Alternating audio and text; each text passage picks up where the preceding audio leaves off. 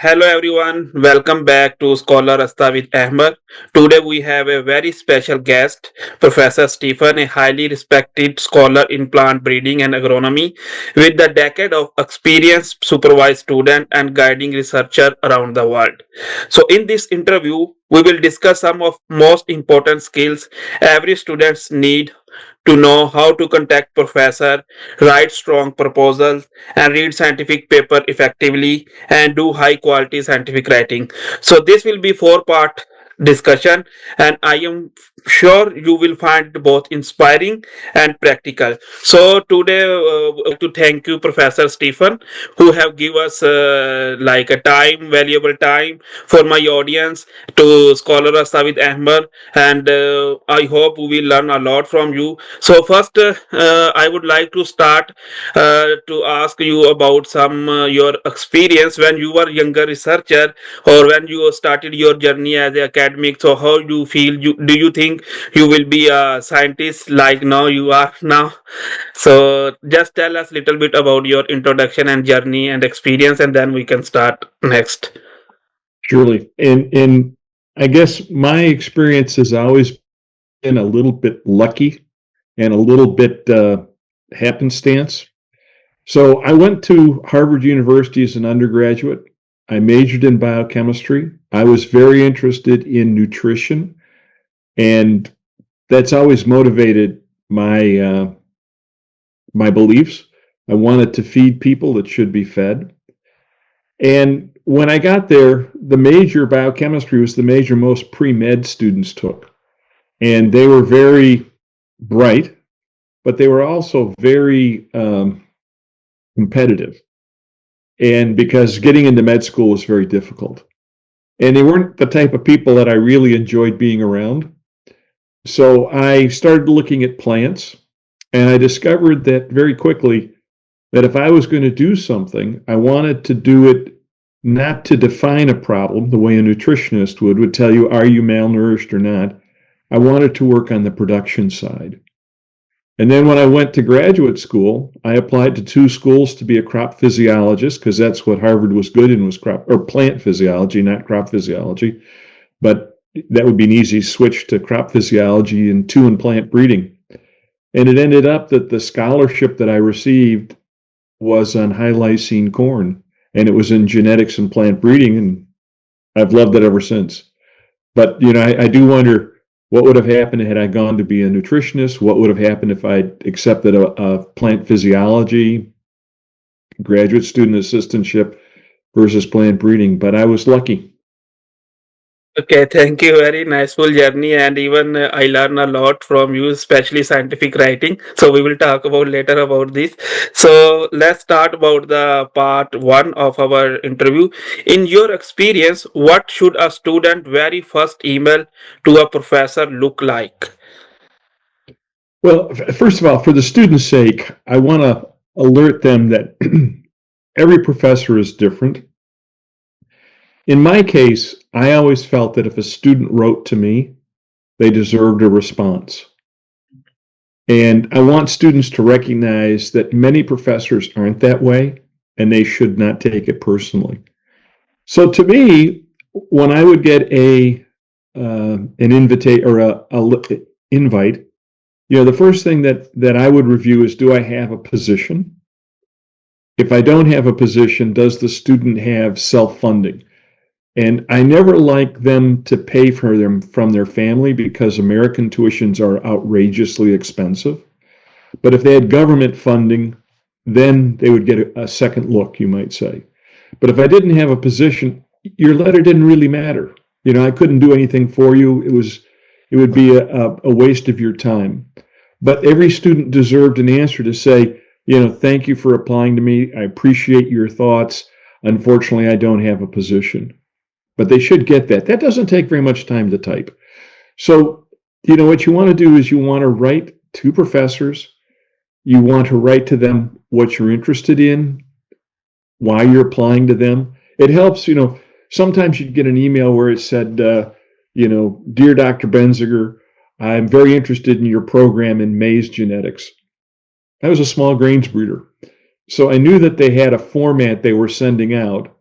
and they just hadn't updated it to be personal to me. So I didn't think that was very serious. So you want to avoid simple mistakes like that. Okay. And do you prefer when students directly share their research idea or simply express interest first? Okay. My opinion is, unless the research interest is one the professor you're writing to has that exact same interest, it's probably best to just say, I'm interested in plant breeding and genetics. I'm interested in small grains in my case, or if you're writing to a maize person in maize.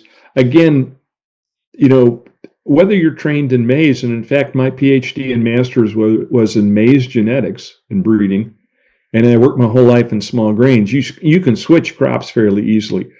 But the big topic is the one you want to work on, which is, why do I want to do this? Did I want to be a crop physiologist? Did I want to be a plant breeder? Did I want to be a geneticist or a bioinformaticist? That's the key point. The other thing is, occasionally, now, if the student is funded by their government and they're supposed to work on a project, like they have to work on drought tolerance, say, that needs to be in the letter, okay? Because some programs are not set up to help a student learn about drought tolerance. Other ones are. But that's the only reason I would put a research specific topic, is if the student is mandated to work on something from the source of their funding. When it comes to the U.S., it's usually projects that the major professor has that are interest to him and hopefully of interest to the student. Okay, thank you for following up for this question. So I know you have received many emails every day. So what kind of subject line in the email really catches your attention? Well, the ones that I prefer, because they immediately tell me how I have to respond, is interested in working in your group, something like that. Because I know exactly what they're now going to. I'll read the email, but I know what they're interested in. You don't want to make it so vague that the person doesn't know what you're trying to ask for. And it doesn't hurt to be direct on the ask. If you want to just, if you're looking for a scholarship, you can say that. That's not a problem. Okay, so for regarding about the CV, so you prefer the CV should be in one page, or you wanna look and detail CV with like 3 to 4 pages or 5 pages? It's funny, to me, I've always liked 2 pages. Mm-hmm. Okay. Now, some people like 1 page. I think that's a little brief, but that's my personal. I mean, other professors may do it differently. Me, I like 2. The reason why I like 2 is that many of the U.S. grants are based on 2-page vitas. So you get 2 pages to describe yourself, and then they'll often have publications for the last 5 years. Now, as a senior scientist, publications mean a lot. For a person applying for a grant, no. Or for a person applying to become a graduate student, no, not so much. Okay, so when you are reviewing a CV, which section do you focus the most, and what you advise the student should focus the most, like education, publication section, or experience sections? So how they can write about this? Well, all of those should be in the CV if they have them. But actually, the biggest difficulty that people have, at least that I had, is I would get probably 3 to 5 emails a week on students who like to come. And they were all good students. I have no problem with that. And I always thought that they were very kind, that they would think of me. But the difficulty is, if you came from, and I'll just give you an example. I hope I'm pronouncing it rightly, but there's a really good university in Uganda. I think it's Makere. Mm-hmm. I'm probably totally abusing that name. But I know that's a good university. Same way as in India, PAU, Punjab Agriculture University is extremely well known. Okay. If you come from a school that's not like that, that's not as well known, okay, then what I would look for is there some point of reference that I can use to learn whether or not that student's really good, okay? And most students are good. Most students are honest. But how do you separate? You only have, I never had more than 6 graduate students at a time. You're getting 3 to 5 applications a week. How do you separate them? And it usually was, did they have work experience with someone I knew? So if I got a reference from them, I knew I could trust it. Or from a good school, in which case then I'd look at the references and, hope they were honest and trustworthy. But that's the main thing is when you're hiring someone, you need to have a relationship that you can work with, and that's what gets you through the door. Okay. Now, for postdocs, we'd often go to like we're doing now, where you'd have a Zoom interview or something.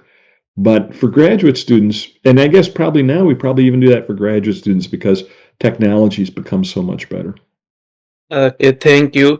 And for following question is regarding the similar, like in our country, especially in Pakistan or something, the student have not like a habit to write a research article even in master or even in bachelor. There are not like too much environment. So how the student can still be a strong candidate if the student is very fresh, like he did bachelor and then go for master and he don't have any publication, how he can be a strong candidate for the graduate application? So, okay. So I may be a little bit different on this, and I want to give you my history. So I went to Harvard, which is a good university. I applied to graduate school. I had no publications. I went through graduate school, and my professor was very slow on getting things published. Okay. So I had to apply to jobs, and I had no publications. So now, I want to put this in perspective. This is a PhD that's completed with no publications. I had things I was working on, and I was trying to work with my major professor, who was a wonderful man, but he was slow on writing or, working on publications. So actually, it was 3 years into my job when they put me up for promotion. And I said, I don't really think I'm ready because I didn't have any publications 3 years into the job. Well, in the next 6 months, I had 6 publications. It ended up that I think 3 from my PhD came out, 1 from and 2 more from the 3 more from the job. Were they my best publications? Well, the PhD publications were good. The 3 from the job were sort of quick, easy publications. They're not the ones that I built my reputation on.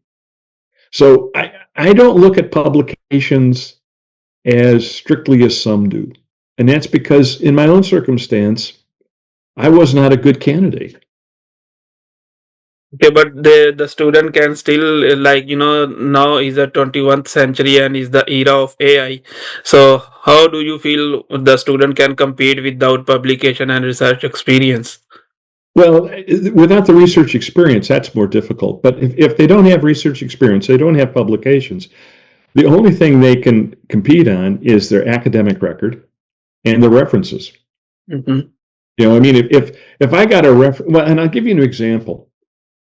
The students from America that I would hire, if they had done an internship with like a major company, because many universities here require that, and say, okay, they do an internship with Bayer Crop Science, or they do it with Corteva, or they do it with Syngenta, something like that. That's a good sign, okay? But if they'd done 2 internships with the same company, that was gold. And the reason was because the first internship, everybody can make a mistake. But once they know you and they hire you back the second time, now not everybody gets that chance because not everybody has internships that quickly, okay? You may do an internship your junior year and you graduate your senior year. But if they're hired back twice, then I know not only did they do an internship, but they were good enough that the company wanted them back. And that tells me the character of that individual. They're good. Companies don't make mistakes twice. Maybe once, but never twice. A very good suggestion. So finally for the part one, what one golden tip would you give student about writing emails and CV? I would be brief, but not too brief, and certainly not overly long. And I would be somewhat direct to the point. Dear Dr. Benziger, I'm writing you because I'm interested in a graduate research assistantship, or I'm interested in joining your group. The reason why I'm interested is because I want to do something. It should be, and you don't have to say everything, but you just give a little bit of a flavor. The idea is you want to give the reader enough information they feel comfortable to read on. Like occasionally you get someone that does a blanket email, which is a very poor thing. And you'd see, Dear Dr. Benziger, I would like to join your group. My interest is soil chemistry. Well, I'm a plant breeder. So I said, well, this person is writing a lot of professors, but really isn't interested in what I do. And so that's, boom, it's gone. Mhm.